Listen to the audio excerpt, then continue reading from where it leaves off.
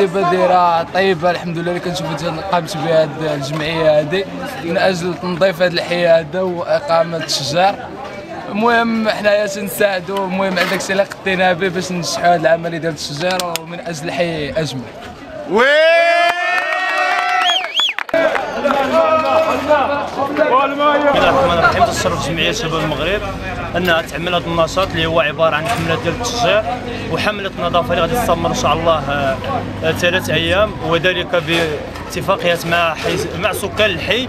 ومع ابناء حي سيدي بابا اللي شرفونا تا هما وتعاونوا معنا، وبشكر الخاص لهم والشباب اللي كيتعاون معنا كامل، ونتمنى ان شاء الله تكون بادره في المستقبل. وكاينين هناك عده برامج اخرى ان شاء الله غادي تكون في المستقبل ان شاء الله، حتى هي غادي تهدف الانشطه ثقافيه رياضيه اجتماعيه، وغادي تكون الانشطه ديال عباره عن انشطه ديال تهدف توعيه الشخص والفرد للمجتمع خصوصا الفئه الصغرى. وبهذا كنقدم تحيه لكاع الشباب اللي تعاونوا معنا، وتحيه للسكان الحي سيدي بابا واي واحد بادر بهذه المناسبه،